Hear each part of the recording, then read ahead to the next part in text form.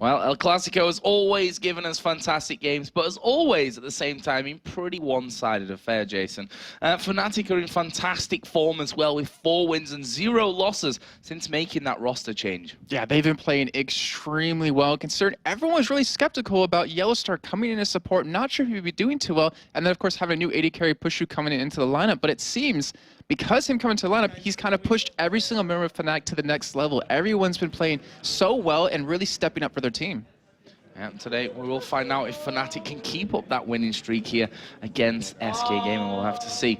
SK, of course, managed that first win in a very, very long time against Fnatic just 2 weeks ago. Their first day of Week 5, though, ended in a loss, which was pretty tough for them, I think, to say the least. And it's going to be interesting to see what the spirit is like in this SK camp following that defeat yesterday. Yeah, and the thing is, we know SK is always to be the team that runs off emotions, which is always centered around Ocelot. And it's typically hard for SK to come back the next day after a loss and perform really well. But, you know, the champions they've been playing, it seems like SK is starting to enjoy themselves a lot more. Like, they've been playing a lot more champions they actually enjoy playing instead of playing what fits in the composition. And, of course, you know, SK... no one of them are actually in the top 10 of KDA right now, which previously they had 3 members in the top 10 of the spring split.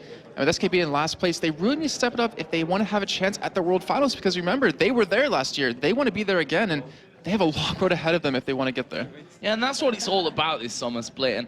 And, you know, we talk a lot about the World Championships, which are obviously the major aim for everyone. But if you finish in that 7th and 8th position, not only do you not go to the World Championships, but you're in danger of actually being kicked out of the LCS. And imagine that for a team like EG or for SK Gaming to not be here. That's an even scarier thought than missing out on a chance to go to those World Championships. So now really is the time for these teams to be stepping up. But we are going to be getting into Champion Select here in just a second. Let's talk a little bit about the bans and the picks. Well, I'm thinking over for Fnatic's side for bans. SK, they normally are a team that revolves around Ocelot in terms of he gets the last pick usually to counter his lane. He's the one that really usually makes the big plays, but lately he hasn't been that person. And whether or not it's just him not playing well or him actually stepping down and letting other people on his team really make the big plays, not sure which one it is. So I wouldn't expect many bans towards him. I would think mostly towards Ocelot, or not Ocelot, sorry, Hercubot, and towards Kevin. Well, right now, bans coming pretty quickly in this one. Udi are banned out towards Hercubot. Shen taken away from Kevin. On the other side, SK not going to let Nunu get through for Cyanide. And that's the weird thing, is that Cyanide on his Nunu, he's missed so many smites, unfortunately for him. So it's kind of a little bit of a trade-off. But, I mean, we know Cyanide. Maybe it's just like a fluke in that day where he is like one of the best smite stealers in the game. So don't let him play that. Don't let him play something that's a little bit comfortable to him. And let's see what's going to be around out next. Yeah, 3/4 of the games that they've played with Nunu in the lineup, they've won as well. So, you know, statistically strong champion to take out. We all know how good Nunu is right now on the 3.8 patch. Twisted Fate taken out. We don't want no Twisted Fate there for Xpeke. They've got bad memories, of course, of not just Twisted Fate, just backdoors in general. They're just not a fan of when it comes to playing against Fnatic. We'll see what Fnatic actually ban out here finally. Obviously, they've put one ban towards Hercubot, one towards Kevin, and the final one will actually go towards Nif there with that Thresh. No, I think if SK could ban one Summoner spell right now as their last ban, I think they would take away Teleport to stop any potential ganks coming in that way, because Xpeke, he's actually kind of switched around in how he plays. He's been running Teleport lately, and it's been actually working out well for him. So we're going to see what SK bans out here, but the Thresh, we know Nif. Like, if he lands a hook, they just collapse and kill him every time. So don't let him play something that exactly once says, not going to believe that one, but I was on his face. Perfectly timed there. We switch over to Soaz, who of course had Teemo selected for a little while. Not going to be Teemo, but at least is a definite for him. He's won 3 out of 4 games here in the spring split, in the summer split, sorry. But the spring split is obviously where he really put up the numbers there, having pretty much 100% win ratio with him. On the other side now, it's looking like SK possibly going to go for a Rumble, a champion that Kevin has gone with. We've been seeing less and less and less. The final one being really key there, because we've really not seen much Rumble whatsoever here in Europe. The one game he did play it though, the split, he stomped so hard. Like I remember him back in the spring split. It was, to me, his best champion. You saw him playing it against Gambit in particular, I can think of, where he would just constantly push that top lane over and over, making Gambit deal with him. But it looks like he's actually not going to be going for it here, Joe. Well, going to be going in for a Lissandra here. And also Nami going to be picked up for Nif.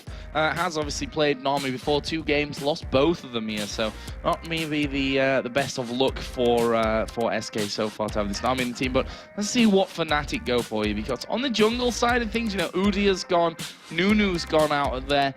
So, you know, the likes of Jarvan, in my opinion, are going to be big in this game. That's exactly what I was just thinking, because Hercubot is a big Jarvan player, but so can Cyanide, and neither of the teams have really locked that in right away. And seeing the Elise picked from Fnatic as their first pick, I don't really think Lissandra needed to be picked right away, because usually it was SOAS playing Lissandra, then Xpeke would combo in with something else. But a jungler would definitely be a good move for them right now. They don't necessarily need to pick a support, but they obviously can. The good thing is about picking Lissandra now, though, is of course the SK have last pick. So that Lissandra could go in the top or the mid lane, depending on what Fnatic go with. So we are going to be seeing Varus Sona locked in here. Fnatic decided they want to get that combo in there as early as they possibly can before SK actually go in on that front. Yellow Star won both games that he's played so far with Sona. Same story for Pushu on Varus. Yeah, so, I mean, we have right now over on SK side where the Nami they haven't really won on that just yet, but then you have 2 champions where Fnatic has won 100% so far. So in terms of that, it looks like Fnatic is going to be looking pretty good in this game. But, you know, SK, they can always catch you off guard. It looks like potentially Candy Panda would go for Vayne, which we did see yesterday. He was 3-0, but unfortunately, the rest of his team wasn't doing too well, and he kind of wasn't able to do the damage. He was forced into a very early QSS, but the enemy Ryze just completely shut him down either way. And Hercubot might lock in Lee Sin here. Now, this is actually a incredible thing to see, because Hercubot, you know, the times where Diamond was playing Lee Sin in the jungle, Hercubot was probably the second best Lee Sin player around. He was known at that time as an incredible Lee Sin player. So we're going to see him bring that out here today. Obviously, Jarvan just being completely ignored up until this point. We'll see if Cyanide actually decides to go from that one. He's got a 50% win ratio with Jarvan at this stage of the summer split. And he is hovering over that Jarvan right now. Twitch as well as Varus, I don't see though. Just trying to think if they could run one of those in the solo lane, but it wouldn't be as strong as maybe like an Ezreal or obviously a Caitlyn, but it looks like he's just toying around with a couple of different champions. But I've been trying to think ever since you mentioned Hercubot on Lee Sin. I remember us casting, was EPS or something back in the day? I don't remember what team he was on necessarily, but wow, he was phenomenal on it. And with everyone bringing him back, we're seeing Arnea play him, we saw Dexter play him, we even saw Diamond play him once. Obviously didn't work out too well for him. I'm curious to see how well he's been keeping his Lee Sin going.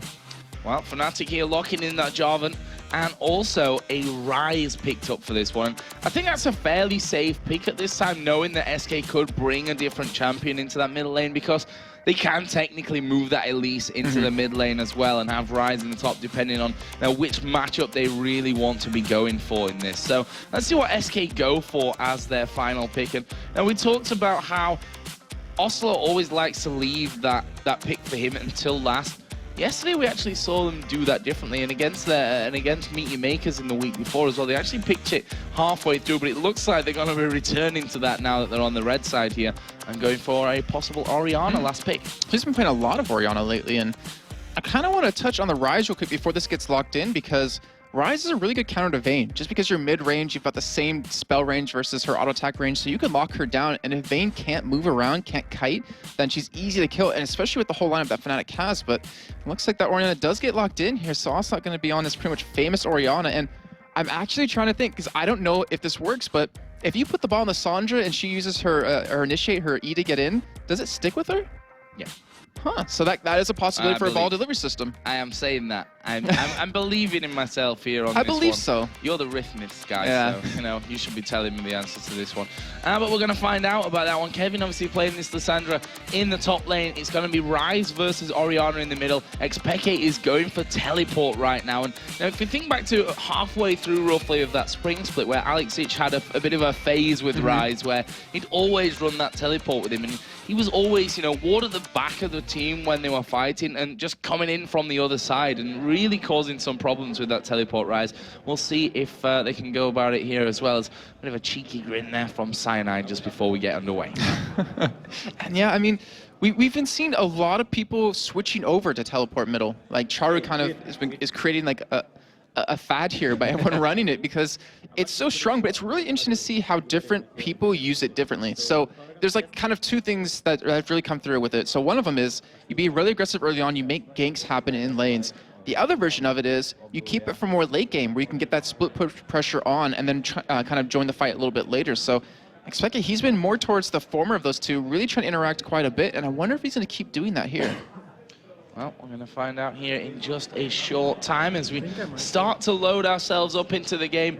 Ocelot, by the way, today not wearing a scarf. I'm not sure if that's more to do with the fact that it's absolutely boiling in Cologne right now, or the fact that he's ditched this whole scarf thing going forward and said, you know what, without the scarf, maybe we're going to be stronger in this one. But we'll we'll have to see about it. It's like RNA said, you know, when he doesn't wear his belt, they win games. So maybe if he doesn't wear a scarf, they're going to win some games. We're only going to find out. I think it's a placebo thing, but I'm not sure about that one. We are going to be jumping into game here. Nonetheless, though, you can see there SK Gaming on your screen, all concentrated here, looking for a victory against Fnatic.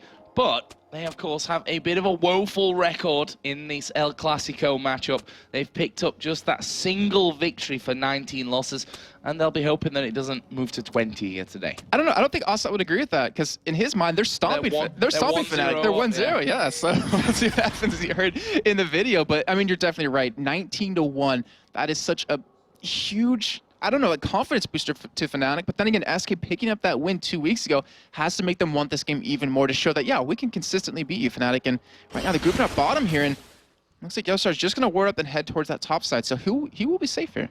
Now, ward could actually be key here, depending on what SK Gaming decide to do, and they're actually going to walk over the top of it. So, as I said, very, very key ward there. They know exactly where SK are, but look at this.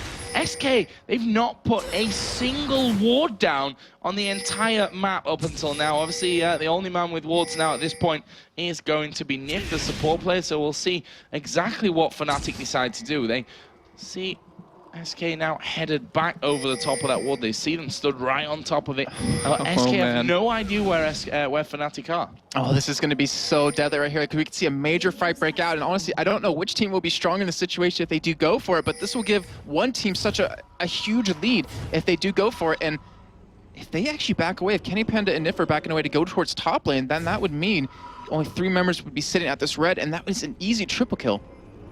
Well, Kevin is going to recall. I was just waiting for that one to actually finish happening right there. Fnatic are still waiting. SK have put a ward down here on that top side, so they're actually going to see Fnatic coming around for this one. The good thing for Fnatic is that they're probably going to secure this buff. SK are retreating completely.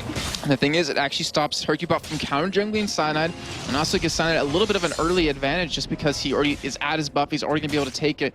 But I want to see how well Hercubot interacts early on, because I mean, we've seen Arna play quite a bit where he loves to be very aggressive early, make plays happen. But then we've also seen some games where if you shut down Lee Sin or even Evelyn like we saw last game, then he has a really hard time interacting. Getting a big amount of help there. We can see the SOAS statistic that I pointed out earlier on. 75% win ratio with that Spider in the top lane going up against Lissandra, another champion that SOAS has already played here in this summer split. And just a point here as well, Yellowstar sporting the Muse Sona skin, which is soon to be retired, so make sure you get your hands on that one. That's interesting. And I think what's even funnier is that Yellowstar used to be the AD for SK, and now you have Nif battling him out as support here, so it's kind of a little bit funny to see what happens. But as you see right there, SK, a good start to their trade. Yeah, good start for that one. Putshu taking quite a lot of damage. We've just seen Hercubot actually getting his red buff up.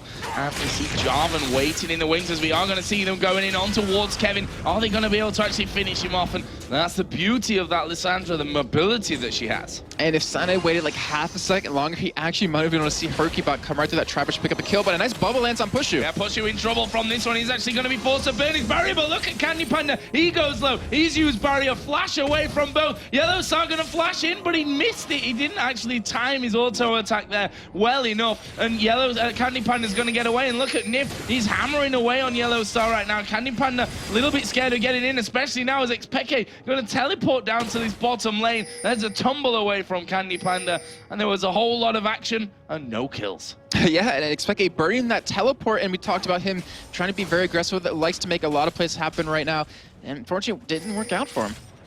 And that's another statistic for Ocelot's Orianna. Picked up 5 times, only a 40% win ratio though. Not the greatest of statistics for that one, so we'll have to see how this game goes for him.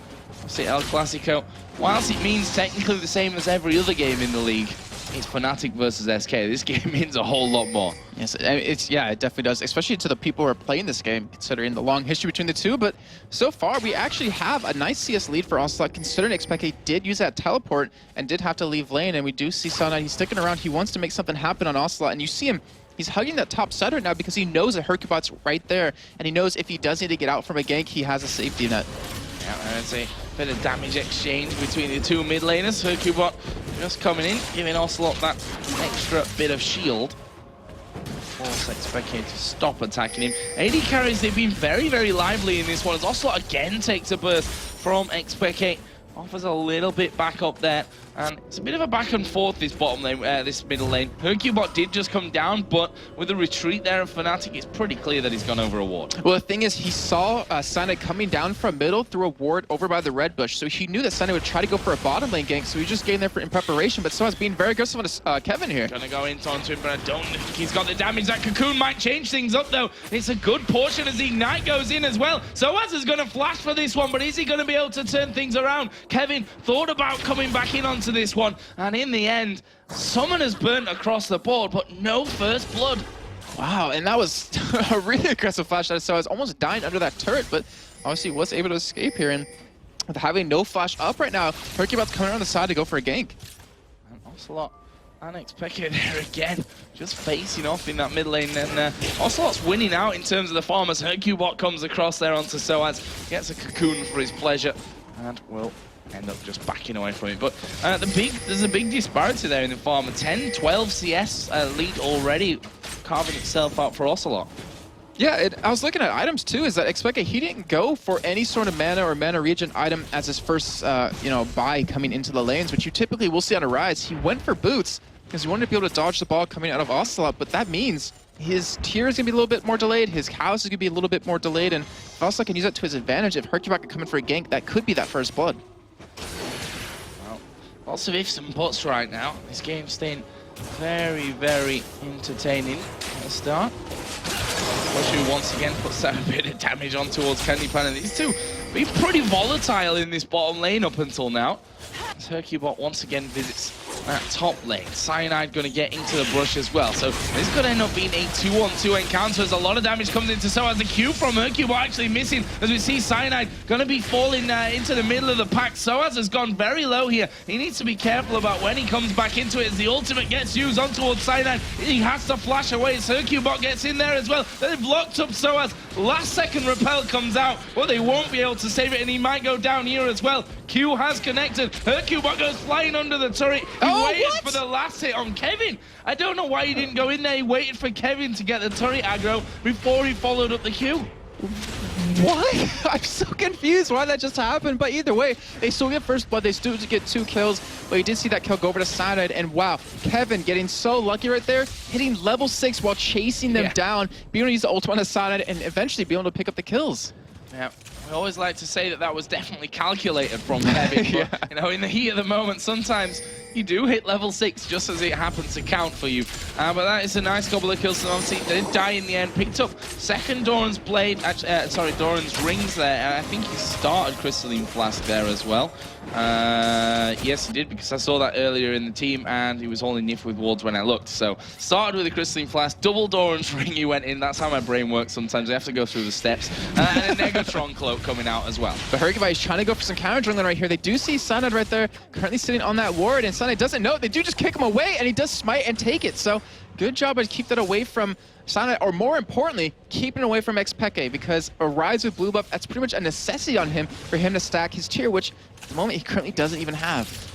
And it seems a bit flustered there in that mid lane, Xpeke. We just saw him missing a couple of CS. That's something that you can't afford to be doing right now. He's fell behind to 22 CS actually of that of Ocelot, who's now going to be getting a blue buff of his own, and SK will be thinking, well, that's a very nice little step on that front. Obviously, top lane, we did see Soaz go down once, got an assist after that death of Kevin, but You know, his opponent's got more farm and he's got that kill in there. And with that Negatron cloak, Soaz shouldn't be able to really kill him now. Yeah, definitely shouldn't be able to burst him at all. And SK, they've had, honestly, a very strong start just from that blue buff being taken away. But Soaz, he's sitting towards the top side here. And Kevin, he's not going to go for a fight, but I don't know. I feel like something's going to break out really soon. That's going to just cause a lot of kills to come in.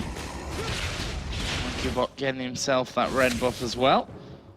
If we look down some of the items, let's look at the AD carries, because despite that crazy start to the game, they've actually been pretty quiet from that, as you just saw Peke teleport in so as to not miss as much as he could in that mid lane. He's now got that tier working up, also got the catalyst in there as well, so he's going to have that extra every time that he levels up to keep him a little bit safer in this lane, of course working his way up towards that typical Rod of Ages. But back to the AD carries where I was trying to get out from. BF saw double Doran's Blade coming out for Pushus. Varus compare that over to the double Doran's Blade, dagger, and the vamp set for Candy Panda. Yeah, looks like Candy Panda will be going for that Build Rod Cutlass into that Blade of the Rune King, as Sanad did come in for a gank here, but to be honest, Sanad hasn't been really super effective just yet in any of his ganks. Obviously, we did see top lane where he came in a little bit too late, which ended up costing him and his partner's life, but I don't know. I mean, Hercubot hasn't also been that effective yet either, but he is coming around bottom here. Looks like he might potentially want to go in, or maybe he's just trying to counter gank Cyanide. Well, they are going to manage to bubble up here onto one. Candy Panda going to get caught up in the chain of corruption as a crescendo comes across. Hercubot goes flying to Pushu. It's a big mess. He kicks him out. That's a kill for Candy Panda. There was a Cataclysm down by Cyanide, but he'll have to quickly cancel that one out so the rest of his team could actually get away. And that will be another 1-for-0 coming out. A brilliant move from Hercubot to get that kick onto Pushu back into his team. And in that fight, Cyanide actually knocked Hercubot up while he was queuing to Pushu, so he didn't get the extra damage from that. And obviously, it didn't matter anyways, as Hercubot just flashed behind it and kicked it. But wow, that was really great timing. And it looks like they're going to be able to pick up a dragon off of this, and that's what they have to do. SK, I mean, if they can get a kill, get a gank off, and then just go for objective right after, they're going to get a really nice, strong lead that they already currently have in all their lanes. I just saw Cyanide at the back put a ward in there and think about, you know, his usual Cyanide-esque steals, but that didn't quite work out for him this time, and they decided to leave it in the end. So SK picking up the first dragon of the game. They have a 3.1 thousand gold lead. It's not quite the almost 10k that we had, I think, at this stage between in our last game where we saw Gambit going down to a very informed looking NIP, as Pushu here going to get caught out in the bottom lane anyway. Candy Panda gets himself a second kill. And I like seeing a lot of different people play similar champions. For instance, Hercubot. He's playing Lee Sin, which we've seen a couple of different builds, but it usually revolves around that Razor coming in and then following up with that Ruby Sightstone. But he went straight for that Spirit of the Ancient Golem. He went straight for that tankiness, so he doesn't have as much damage behind him, but let's see how it's going to work out for him. And yeah, Candy Panda, great job by him. Now 2 kills up. The thing is, he's ahead in CS, he's ahead in kills. He's going to become so hard for Fnatic to deal with. But luckily for them, they do have that Ryze, they do have that Jarvan, and even, to be honest, just a whole team full of CC to lock him down. Yeah, that's not what you want to see on a Vayne. Obviously, it is if you've got Vayne in your team. But for their opponents, for Fnatic side of things, 20 CS in lead, 2 kills to his name. That's very, very dangerous here. We're only 12 minutes into this game as well. So I'm still lying about 10 CS behind that of Kevin. Is Hercubot going to come in? They lock him up with the ultimate. Can they get the finisher? There's the kick. A repel comes down. And Soaz trying to get away from this one, but Kevin going to finish him off. Great job by Hercubot just to wait around long enough for him to come into lane, end up picking up the kill. They're going to push this turret now. It's 5-1 currently for SK, doing a great job. And, you know, going back to that Vayne real quickly, as we do see Kevin take some damage from Xpeke, but I don't think they're committed to this, is that Candy Panda was 3-0 yesterday on his Vayne, but they still ended up losing, unfortunately, so we can't get ahead of ourselves just yet. But with the way SK's playing, just around the map entirely, with picking up Dragon, going for some damage on the turrets, with the ganks they've been pulling off, they're playing pretty damn good. They are looking very, very strong. And this is a determination from SK. Actually, we shared a ride home with them last night. And now it was very kind of solemn, that whole ride home, very quiet. And, you know, that's what SK do, you know. They don't talk too much after a game. It's a go home, let's think about this, let's prepare properly for the next game that's going to be coming up. And right now, looks like they've been doing fantastic work overnight because they're looking in a different class today. And the thing is, what's really weird is that Ocelot's usually the person that's vocal about it to us, saying, you know, I want to get home, I want to practice, I want to look what happened, and look at the demo, see what went wrong. But it was Nif. He was in the back of the car, and I heard him saying, like, they asked if he wants to go out at all, and he's like, no, I just want to go home, I want to get better. Like, I want to get better. And that sign of Nif just stepping up doing that is phenomenal. Yeah, and showing as well, he's #1 rank on the EUS solo queue right now, and not bad for a support to be, to be getting up there on that one as well, doing a fantastic job.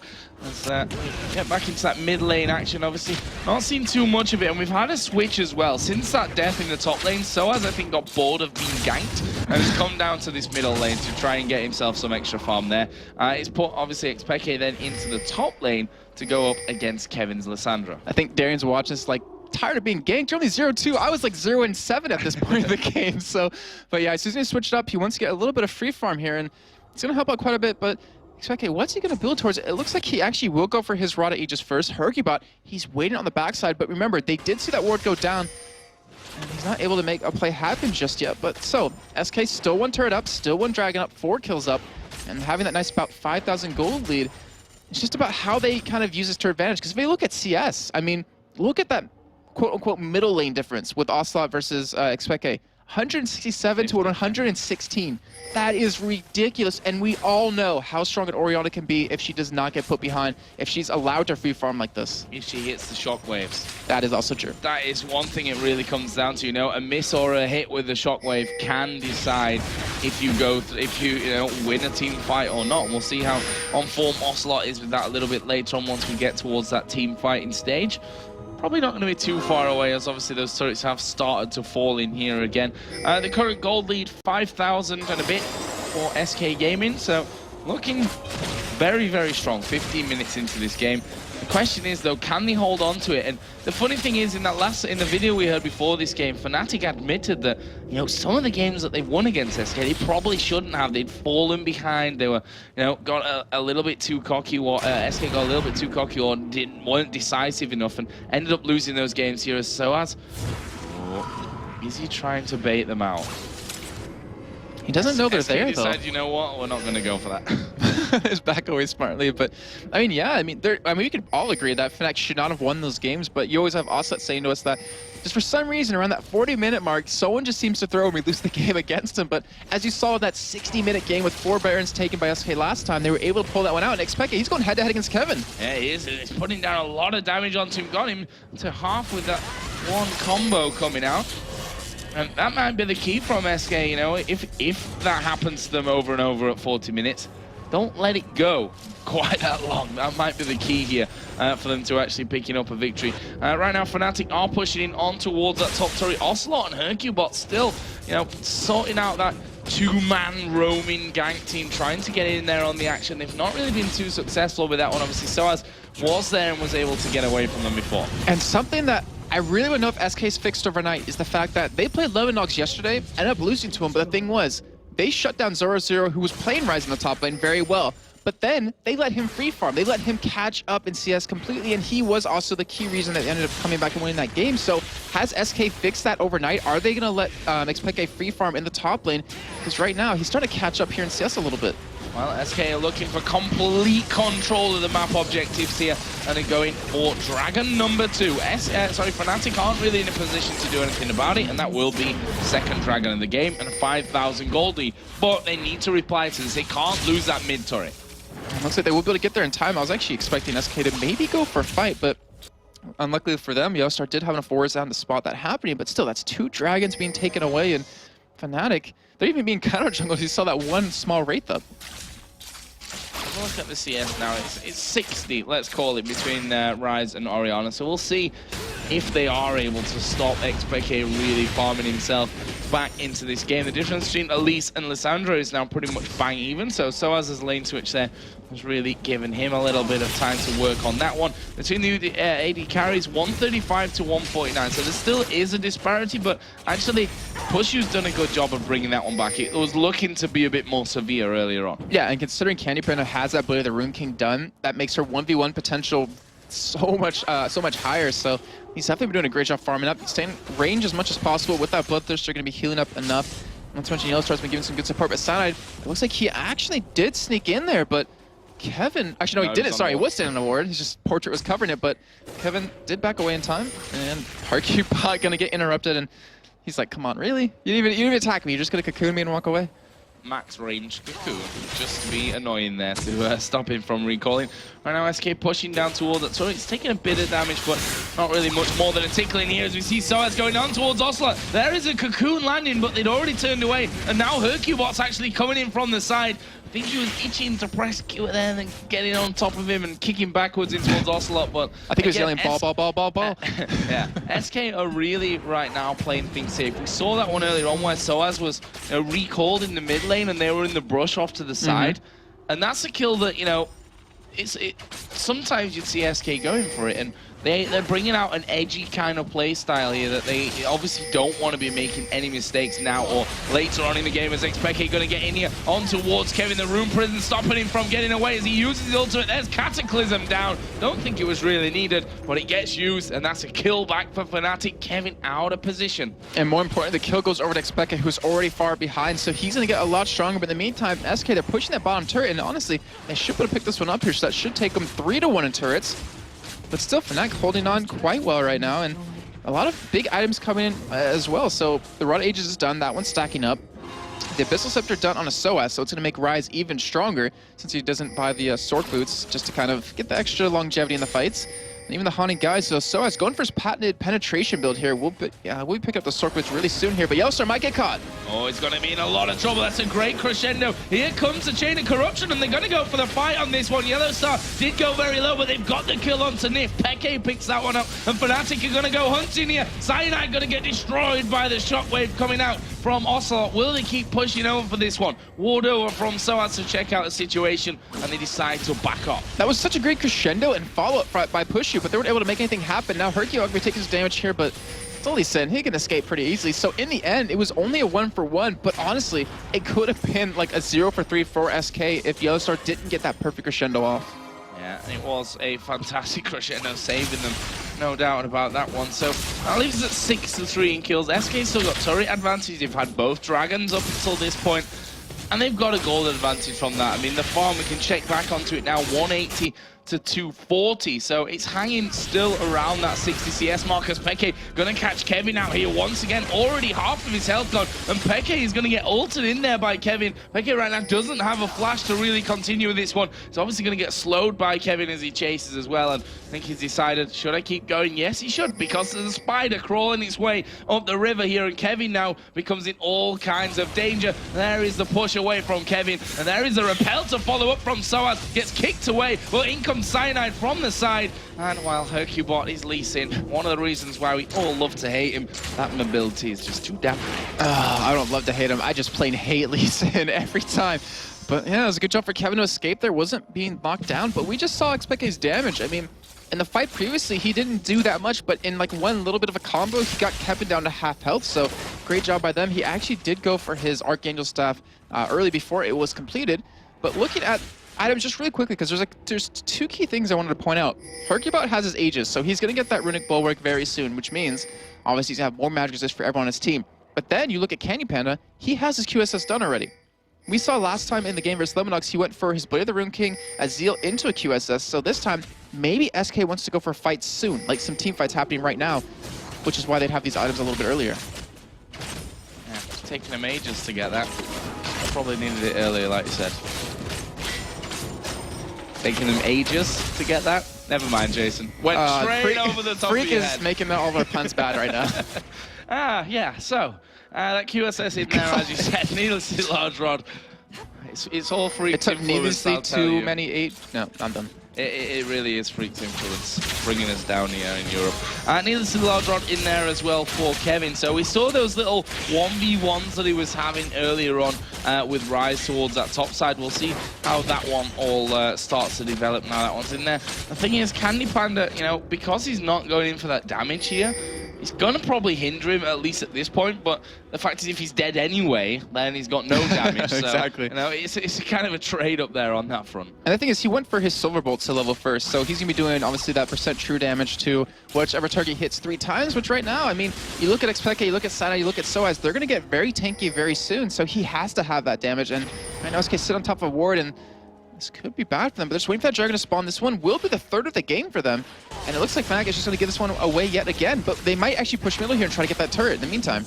You expect them to do something about this one, to be honest, because they've given away Dragon number 3. This is one thing that they're doing. Rise, split pushing. Don't hear that phrase come out too often, although, to be fair, the most successful Rise we've seen so far have somehow managed to do it anyway. Obviously, Alex is the one that really comes to mind in that game against Alternate, where Pharrell was away. They do manage to stop that one from actually happening, but now he is slowly but surely, I say, coming back in. It's still hanging at 60 CS, so Ocelot is still making sure that he doesn't get caught up to, even if Rise is still managing to farm. And that's the thing, like, Expeke left that lane just so he could farm better, but he still hasn't closed the gap. It hasn't even really changed, and so it's also, he's aware of this, like last time, or for the game yesterday against Lemondogs, and that death cap almost done. Like, they've got to be going for a fight soon. Like, they have to be making some sort of play. But then again, last time these two teams met 2 weeks ago, we saw how hesitant SK was to go for a team fight, even though they had that advantage. It took them 4 Barons to feel confident enough to win the game. 4 Barons is a lot of Barons, but something we've become used to seeing with some of these teams that, you know, and especially I think that the likelihood could be quite high in a game like this, where SK have said we've thrown it in the later stages of some of these games, and you know, good old Baron is something that can certainly assist in that kind of factor. They're going to want to be very, very safe about pushing for a victory. And that's what's funny, is they have the most Barons taken out of any team in European LCS for the summer split, sitting at 10, which the next closest I believe is around 9 or 8. And the thing is, that might just all be due to the 4 Barons they got that game, but we've seen how many times the quote-unquote new bag draws teams in for a loss. Currently, SK pushing down that middle lane. Rise up at the top. Actually, Expeke going to have to recall from this one. The presence of pretty much Soaz there, forcing them away from that one, and they decide, nope, we're not going to go in for that one. They're just going to back off. It's 6,000 now, or 7,000. Wow, my math is just incredible these days. So Freak's affecting our puns and our math. No, my math's always been bad, okay. That's for sure. 7,000 gold is the difference right now that SK and Fnatic have between them. And, you know, that is slowly but surely getting bigger. They're making sure that they get these dragons, which is the, you know, the key to adding on that 1,000 here and there onto what they're doing. But the fact is, Fnatic can sit back and do a little bit of free farming now. And that's what I'm thinking right now is, are SK waiting too long? We saw Meatmakers vs Lemondogs 2 weeks ago where they had a 20,000 gold lead, and we're still hesitant to make some team fights happen. And they had a 10,000 gold lead before, but the thing is, they let the game go on so long that Lemondogs were able to farm back up. At SK, they might be doing the same thing with Fnatic, so it's like they're just going to ward up that Baron and back away, but all 5 members are technically pretty much grouped up here, so we might see a fight break out. Well, Fnatic are in mid, of course. That teleport of Expeke can bring them straight back up into a fight, and there's a tidal wave coming over. He won't quite catch anyone there at the end. Yellow Star just getting out of the surf before he gets drowned.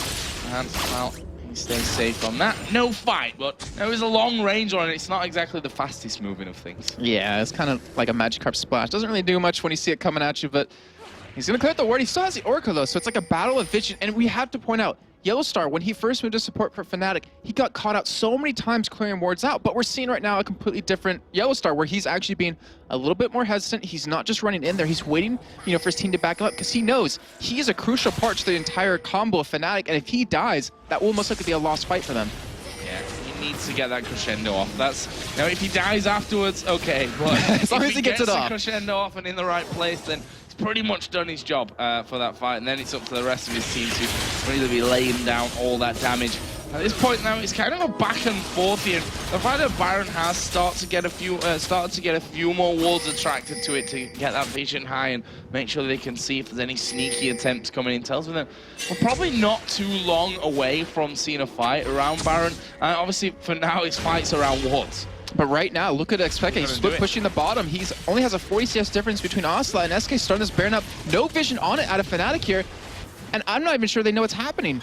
I mean, you're seeing start coming around, but they could just turn on very quick. It's a 2-man Baron. This is pretty risky from SK Gaming, but they're going to keep doing it. They've got that shield coming in. Cyanide comes around the side, and they know now what's going on. Nif is going to get rid of the pink ward. Candy Panda is still doing Baron, and I think they wanted to finish it off there, but they were like, no, do not risk that one. Just get away from it. We're not even going to play that game. And Fnatic come in, clear out a couple of wards of their own, and start putting some down. The thing is, what's so dangerous about both teams doing Baron is the fact that you're running double AP comp, and Baron gives you that magic amplification damage or debuff onto you. So if the enemy team engages upon you with a Ryze, who surprisingly does a lot of AoE damage when he has the ultimate popped, or even for SK side, if they do catch Fnatic in there with the Orianna ultimate and Kevin on his Lissandra, like their team is going to die. So both teams have to be very, very hesitant for this, and I wouldn't be surprised actually if you'd see the game finish without a Baron. Look at how things have gone since the last time I made a math mistake. It was 7,000 gold then, now 6,000 only. So, no, that gap has actually closed by 1,000 gold here in the last couple of minutes as another turret actually goes down there, and that's just going to bring it even closer to this one. So SK, no, they're not that far ahead at this point, and they need to be careful. Whilst they've got an advantage, and that's the great the thing that makes you a great team. You know, realizing when you've got an advantage and using it. Exactly, and we're running into the thing of, as mentioned with Demon yesterday, is that the older teams that went into the split versus the newer teams, where the newer teams, they're kind of like, all right, we'll play as if this is a scrim. We're going to play like there's no tomorrow. I mean, yeah, if we make a mistake, so what? But we're not going to play too cautious to pretty much lose a game. And the older teams, they kind of don't seem to do that anymore. And it can really make a game go either way, even if you have that, that early lead, which they did completely have between Asa and Xpeke, where that CS gap has completely closed. The Spirit Visage now done for Xpeke. He is a tanky beast now, and it's going to be hard for SK to deal with him. But then you do have Candy Panda, who gets only stronger as the game goes on, went for that Phantom Dancer with the QSS, so his damage will be pretty high right now, and it looks like they are poising for Baron again. Yeah, all those CS leads have gone for SK. I mean, look at the AD carries now, pretty much bang even. It's gone from being 60 CS between Ryze and Orianna to being a very close 40 at this point, with Ryze still doing a lot of pushing here. Is Xpeke going to get in on towards Nif? There's a tidal wave. Xpeke sidesteps it. Nif tries to predict for the bubble, but that didn't work out for him. But yeah, look at the top lane as well. Soaz is now actually 30 CS almost ahead, so that gap, it's very much closing, and Fnatic have just picked up a dragon for free. Yeah, How do you get a free dragon when it's been controlled by SK this entire time? They have the lead. They've simply given it away. Yeah, and they had, what, 7,000 gold lead, and within 3 to 5 minutes, it's completely closed down to about 5,000, or even, actually, no, 4,000. So the lead that SK had is slowly slipping away. Luckily for them, they do have a lot of major items completed, and you can't let that mental block of knowing that you're 1-19 against Fnatic stop you, and I think that might be something that's affecting them. Well, both teams you can see are, well, I mean, it's SK that are very stagnant at this point. They're clearing out these waves that are being pushed back basically by Xpeke and Soaz, and then they kind of default back to this whole, let's just wait in mid lane and for something to happen. Nif going to clear out a couple of wards, making sure that he doesn't get caught out there. His Hercule bot, and that's pretty much what SK have been sat on now for a good 5 or 6 minutes, maybe even a little bit longer than that one. But right now they're actually going to Baron here, and they may start it off once again. They've got all 5 men there, but Fnatic aren't far away, even though Soaz is technically out of that fight. And this is that new bag. This has caused SK so many losses so far, as Kevin just trying to zone Sanad away, and it looks like they're just going to push middle here, so they're going to get another free turret and close that gap even further. For me, SK needs to fight this one. I mean, that turret's going to go down. Look at Fnatic. They know that they're going to get fought here, and they decide just to back away. And SK, again, that's just a simple positioning win for Fnatic in that one. I mean, Soaz was down at the bottom, so SK were like, yeah, let's do it, let's start Baron. But he comes up there, and because SK have not really committed to that Baron, you see him pushing straight through, taking mid tower. Peke, he's actually pushing the inner bottom turret, whilst on the top side, Vayne is actually coming for that one. Don't forget that Peke does have a teleport to get involved. They're going to trade it in a turret here. And they could just keep going, because the thing is, Ryze is such a slow split pusher in terms of getting turrets down, so if they want, they can go for this turret. And the thing that both teams are having, the problem is trying to siege a turret down in a 5v5, because Fnatic, or for SK for Fnatic, is that they have such a strong engage with the Crescendo, the Varus ultimate with Jarvan coming in, so they can't really siege away with a Vayne. But then again, for Fnatic going against SK, like, they have the tidal wave, the bubble, the Orianna ultimate, the Lissandra engage, and right now, SK took the foot off the pedal, and Xpeke is still punishing him for it. And, he's actually doing decent amounts of damage to it as well. Yeah, okay, he's no Twisted Fate or Casting when it comes to hammering away at buildings, but he is doing a good job of that one. In the end, they send back the AD carry, which, for me, a good idea on paper as well, just to get that farm re-rolling here, so to speak, on Candy Pan, who's now added that Phantom Dancer into the Blade of the Ruin King QSS that he got earlier on. Looks like he's going in for that last Whisper as well. And we're in the exact same situation that they were up against yesterday versus Lemon Dogs. Like, Kenny Penna, he hasn't been killed just yet. He has a nice amount of farm, but every minute they let slip by, Fnatic's been just taking more and more of an advantage against them, or at least clawing their way back in further. And I believe like the second or third Oracle we've seen on both supports here is just going to clear out that vision yet again. And both teams can honestly take Baron relatively quickly. It's just about them having, you know, for lack of a better word, just the balls to do it. Yeah, and that's the problem here, because this game means a lot to both. You know, Fnatic have just seen Gambit lose and thinking, well, we can actually catch up with them really nicely if we beat SK here. And obviously for SK, it's a completely different story because they're down at the bottom of the table with EG, and they really could do with a win here today, as Yellow Star just stepping out a little bit too far. We already talked about that one in his first week. He was thinking he was a little bit more invincible than he obviously was on paper whilst clearing out wards. But we do see once again that Peke continues to push his way up towards that inhib turret.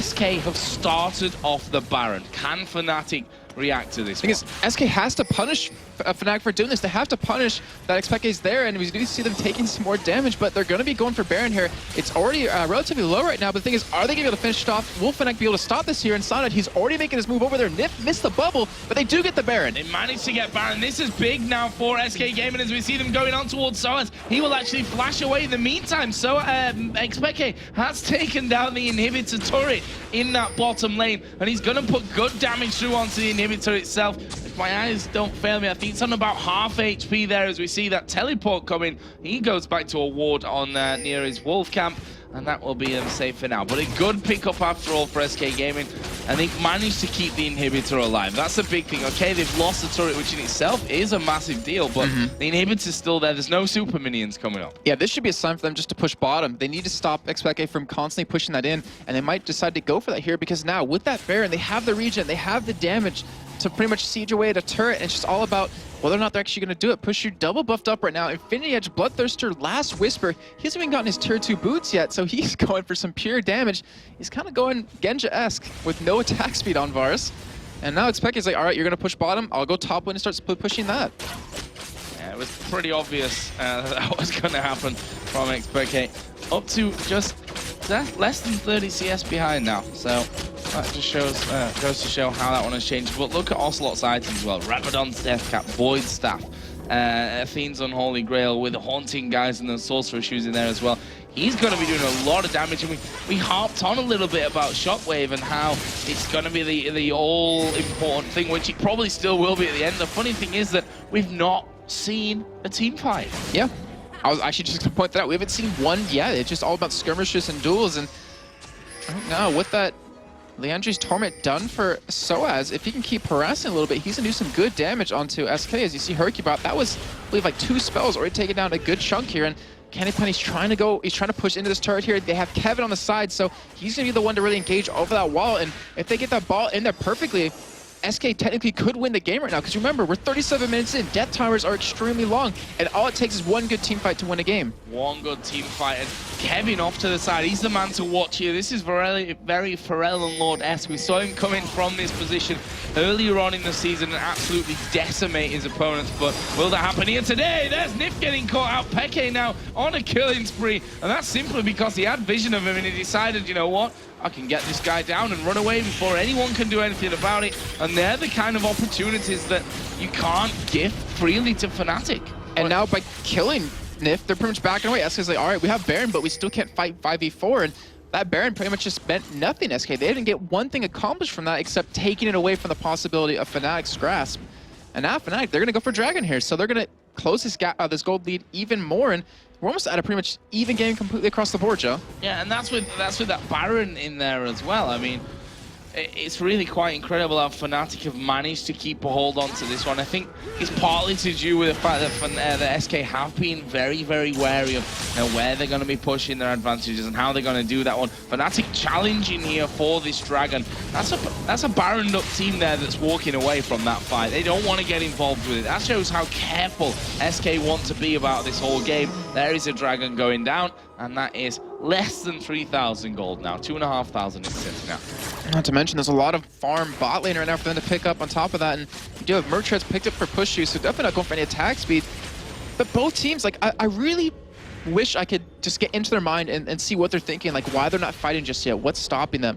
Because you never see games go on this long without just some sort of team fight breaking out. But this turret, it will finally fall here, as Push You and Expected are both out of position. But are they going to continue? They do have all 5 members here, you know, finally. But that Baron buff is just taken away, and all they've accomplished is that one turret. Well, it's still a fantastic pickup for SK at the end of the day. I mean, getting the second inner turret down, yes, okay, they've lost an inhib turret themselves. We're bang even now on the turret, so we'll have to see once this Baron's gone, which it actually now has just finally ticked off them, what they're going to be going for. You can see their Vayne, and although it's not so spectacular to watch a champion farm creeps, you can see the amount of damage that's coming out and how quickly it's coming out. Last Whisper now added in there, and you know, if Candy Panda manages to stay alive once we possibly see a team fight, we could, I suppose, see a game that ends without seeing a single real team fight in it. If we get to that stage, or when we get to that stage, I'm hoping, you know, he's got to be locked down here, because he's going to cause absolute chaos for Fnatic. And speaking of damage, look at the items that everyone has. Expected almost has a full item build. Also almost has a full item build. You see Kevin, he's getting pretty close to it. You see Soaz almost has it. And of course, 80 carries are pretty much there. It's like everyone is going to have these 6 item builds without any team fights breaking out. And any gold lead you had or have or whatever doesn't matter anymore, because it's all about the items. It's all about who could out team fight each other. I have seen our first person hit 400 CS here 40 minutes in, and that of course is Ocelot up to 406 now with that Orianna. Peke not too far behind him though. Just 30 CS behind currently. And that seems to be the rate that he's settled for now. He's that, I don't like 60. We're going to halve that to 30 and I'll feel a lot better about it. And that's how he's pretty much gone about that one. This is going to be a blue buff steal here for Kevin. It went over to, I think. I can't quite see it. So yeah, it's circling around in there. So that's going to be that one all sorted out. And it's all going to be about Baron number 2. Pretty much, because, you know, you said it earlier on, SK, most amount of Barons so far in the summer split of the LCS.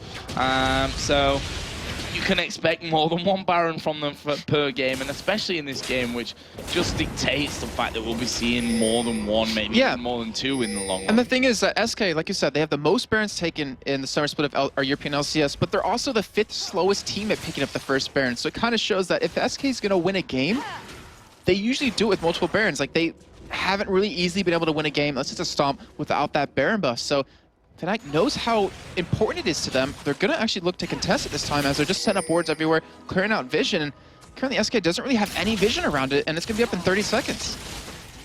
Well, let's see.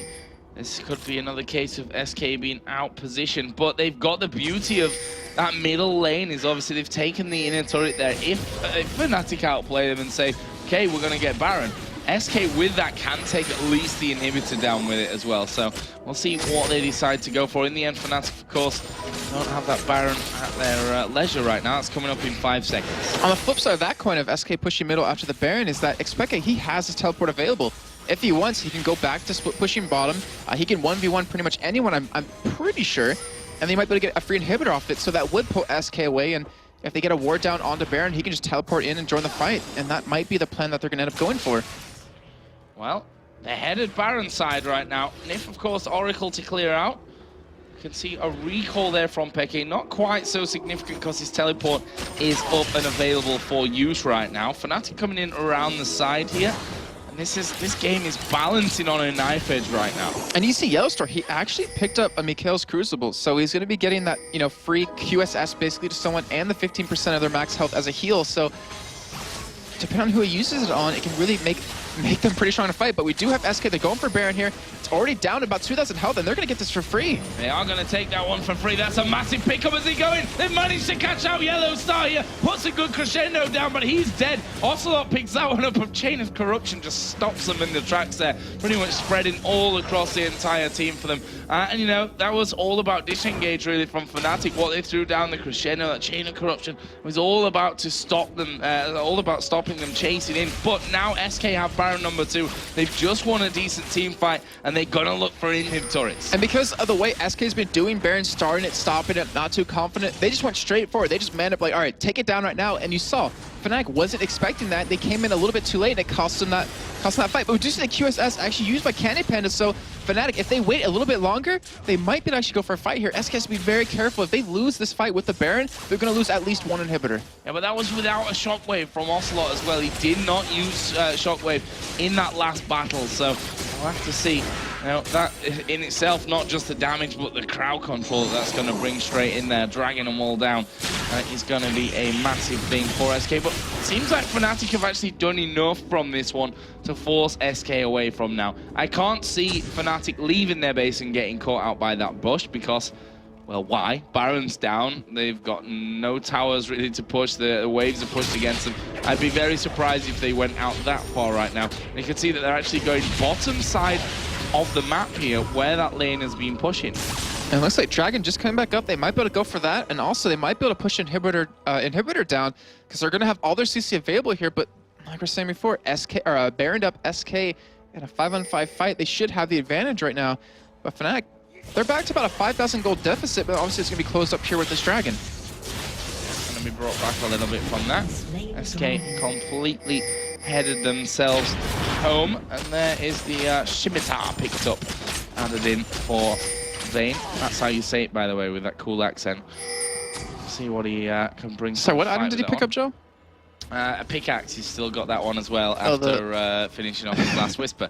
But they are waiting here in the tri-bush, and they're looking to catch out SK. This is something that obviously EG did in that famous game against Moscow 5, or Gambit as they're obviously now known, waiting around these brushes inside their opponent's jungle to just completely try and throw them off. But SK, they went with 4 men to secure a blue buff while they've got Baron on. You know, they're not taking any chances here. They're not going to do that. The thing is, though, if they push out and Fnatic gets vision, they can just run straight up that lane and get the inhibitor.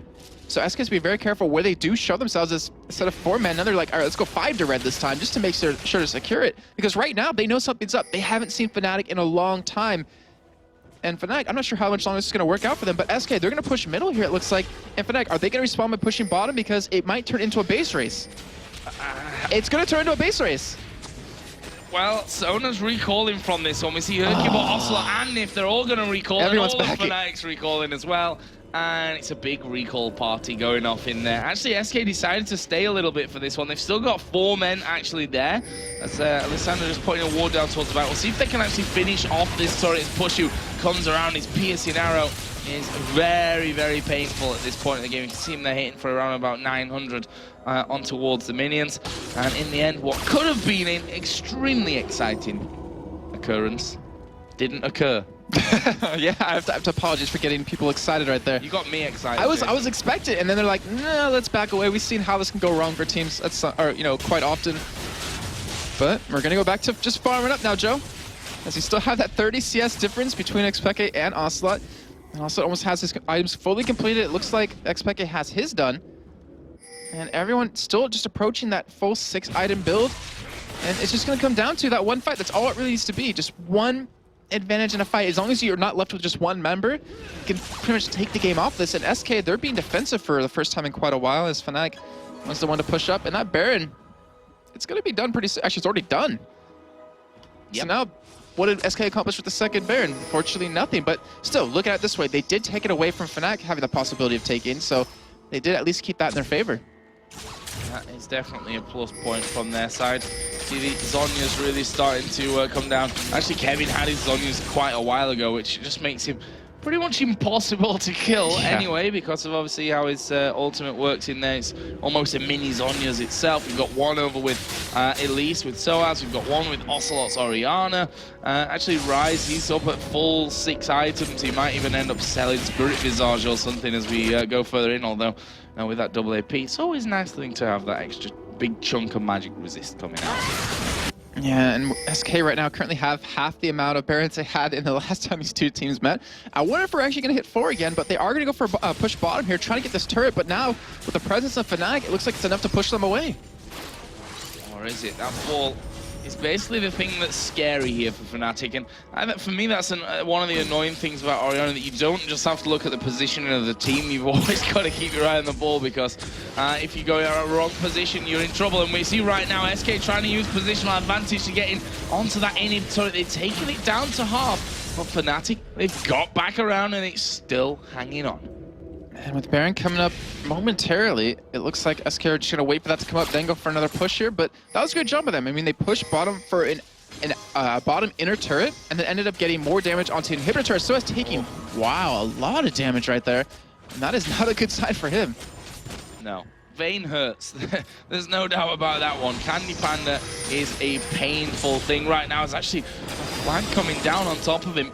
That was from Cyanide just at the back of that tower, and they didn't quite manage to get the finisher there. So if we're talking about important towers down at this point, Fnatic actually have the edge on that front. They do, but unfortunately for them, they don't feel they don't feel confident enough to leave their base. They've been just pretty much defending for quite a while right now. As it looks like SK can go for a little bit of split pushing here. As you see Kevin's damage, able to full clear a wave by himself very quickly with 2 spells. And it looks like this will be a turret finally, which feels like in the last 10 minutes we haven't had one turret go down, and just as I say that, leave it up with a little bit of health.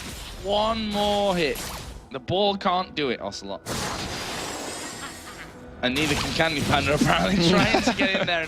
It's just so tempting to just walk in there and get that one down, but Fnatic, you can guarantee, Cyanide in particular, ready and waiting to throw his combo and knock you up. As this next minion wave comes in, SK surely going to be taking down the third and final inner turret. There we go. One final hit is all it took, because we are going to see Kevin coming in. Oh, they flashed away from it, though. Chain of Corruption's gone down. Kevin taking a lot of damage there, but Fnatic not really all on the same page there. And they kind of half went in, half went out, and then back in, and it was a bit of a mess overall, but no kills resulting from it. Baron has now spawned. This could be the next target for SK. And they're going straight for it. They're like barreling down. They're trying to actually bait Fnatic in with a... Luckily for Yellowstar, he put a ward down over that wall just to spot them, and obviously they can take it very quickly. They've done that before. And right now, Fnatic has no ward coverage of this. But are SK going to bait this, or are they going to go straight in for it and take it fast? It's up to them. They are going to actually give away the control of it. And it looks like Fnatic was just trying to maybe rush down middle, get the inhibitor, because they could just run straight bottom right now while SK tries to do Baron and finish the game before, or at least get the inhibitor down before SK can get back. And that just shows, you know, how wary SK are at this point. And then look how far they backed away from that completely. They had complete vision control of that side of the map. And right now, Yellowstar's been allowed to get in there, to clear out, to get wards down on Fnatic zone. And SK are trying to bait this decision. So as we are going to see the flashing on towards Xpeke. He gets ulted up. There's the Zonya's being used, and Ocelot is going to shut down Xpeke. And SK are going to push it. And that might have been the move that SK was waiting for, because now the rest of Fnatic will be backing away. They're going to be able to get this turret down, which is already low from earlier, and the inhibitor, but are they going to continue to do more? They have over 60 seconds on Xpeke before he comes up. They have a huge advantage for a 5-on-4. And what are they going to go for here? It looks like they're backing up, to be honest. And we'll see if they do go for the Baron right off of this right now, because they have a huge advantage in this team fight. Xpeke does have teleport, though. And SK, they're not 100% healthy, but with the damage they have, but with no Oracle, I would not be surprised if they're really hesitant to go in for it. Yeah, and rightly so. You know, we talk about this these kind of long, drawn-out games where teams are, you know, very critical, or, you know, critically play in terms of no mistakes. That's what we're aiming for. And SK here, when you play that play style, you're not going to go for a Baron when you've not got an Oracle on your team and you can't clear out the vision that the opponents have got, even if you've got a one-man advantage. Nif did go back, has bought himself an Oracle, and is going to be getting back into the game as well here. So they'll start to clear all that one out. Cyanide himself is actually just on the Baron itself right now as he puts a pink ward down. That will probably get lost here, but Ocelot, they're going away from this one. Oh no, they've decided to come back. That was a good decision from SK to stop that recall happening. Fnatic see that SK are there, and they've decided to back off themselves. Very, very tense point of the game. Something's gonna break here. I'll take a look at Yellowstar's items. They haven't changed in about 10 to 15 minutes. He's been just buying wards up as much as possible, and you see it reflected in the amount of vision that they had around the Baron. But now SK, they're not spotted right here. They might go for the gauge. However, Xpeke, he's on the bottom side of them. The rest of Fnatic are pretty much Wow, that was a lot of damage. That caught me off guard how much it did. But it looks like all Fnatic are going to group up here. And SK, are they really going to back away and go stop this top lane, which is pushing on their inhibitor turret? I think it could be a mistake here. Lissandra leaving is a massive... Once she's spotted, this is going to be bad. It's massive amounts of damage and a fantastic ultimate to come out of it as well. But Fnatic decided not to go for it. They saw Lissandra up there, and right now they're just trying to hold SK back from it. And they do have super minions pushing down middle right now. They're going to be on those Nexus turrets very soon. And the thing is, because of where they are, they're gathering all the minions, and they're actually going to be killing them one by one. Xpeke, he's the one to back away. He's the one to take those down because he has that teleport up. But Fnatic, they're tangoing around the Baron right now. This is incredibly tense right now. The team wanting to make any kind of mistake that could, potentially throw the game from them. SK have been in a position like this before. We're 54 minutes into this matchup. Another piercing arrow comes through. SK get the ball over the top, see that Fnatic are retreating. They're stood on a ward themselves though, and they'll realize that there as Nif is able to clear that one out. And now they start to push through to that middle lane. Of course, there's no inhibitor in that lane. Super minions have already started to come through. And you just know, Joe, I mean, both of us are sitting here waiting for it. There's like a snap of the finger, and this game is going to be over. Like, a fight is going to go extremely quickly because of everyone's items. And Nefi's going to go back here to Baron. He's going to clear all the vision. And Fnatic, are they going to give up their third Baron of the game? Are they going to try to stop this one? Is SK even going to do it soon? Hopefully, we're going to find out here in a couple minutes. That would have been a nice time for them to do it. Nif was nowhere near. Yellow Star was nowhere near. And they are going to kick things off. Cyanide is at the back though. He's got his flag down in there. SK, they're still doing Baron here. Cyanide is actually going to go in. They stopped doing Baron, but look at that. He's been pushed over the wall. SK managed to get Baron, and they've taken down Cyanide. Are they going to push in here to finish this game? Soaz is off to the side. If they can just land that single Q on him here, Hercubot will be able to do all the damage and lock him down from this one. He jumps over towards his minions. Q does land, but he's a bit far away from his team for that to happen. But there's a minute until Cyanide comes back in. This could be it for SK. And they're going to be pushing out with these super minions here. Candy Panda breaking off, trying to go catch. Expect actually he's pushing the top, and they're going to go for another inhibitor turret here, and that will be theirs for free. They already have some good damage onto it, down about half up with Fnatic. Oh, the way they were standing right there, I was maybe expecting them to all flash over that wall and just go for a fight, but they still have a lot of CC on their side. Like, it's not over yet for Fnatic. They have a lot of control. Pusher needs to go back, needs to get his mana back. He needs to get his ultimate up as well, which is on quite a bit more cooldown. SK still being hesitant to actually go for that tower, and they're going to be going for it here, Joe. Or backing away with the next mini wave. One of the two. That claw of doom from Kevin coming in is always a thing that Fnatic are going to be scared of. You see him back away every time that's thrown in there. That will be a turret going down, though. Inhibitor should probably follow straight after this. I can't see Fnatic being able to put up too much of a defense. Obviously, they're going to try and poke out, trying to land the cocoon to Candy Panda. Cyanide's going to come in with home guard boots. They might actually try to go for a fight here because they've managed to hold on to that inhibitor. And they're, I was so expecting that because they can't afford to let this one go. Letting 2 go is so hard to come back from that I don't believe any team in European LCS has really been able to do so far. And they've been able to hold on to it. Their middle inhibitor has respawned, but here comes SK! They're going to go in on towards Kevin. Cyanide taking a lot of damage, but crucially not going down. Soaz going to go low. He will be finished off as a shockwave hits Pushu at the back. Candy Panda's managed to pull him off, and now they're going to rip Riot here through Fnatic. Peke is in all kinds of trouble. He's going to flash away, even gets condemned away as Hercubot chases down Cyanide. Didn't quite finish him there. He's still got vision of him though, so he's going to keep going through for that one. Inhibitor in the mid lane has actually been finished off. They're going to be pushing on towards those Nexus turrets right now. The first one is going to fall. Xpeke and Yellow Star both coming around the side here. Yellow Star thrown up into the air by the bubble. Can SK finish this one off? Candy Panda hammering away on the Nexus. He's taking a lot of damage, but he condemns Xpeke back, keeps hammering away, and he gets killed off finally here, but the Nexus falls, and SK are going to beat Fnatic for the second time here in as many weeks. It was a long, hard game for them. 57.5 minutes in the end, but it doesn't matter if it's over in 10 or 100.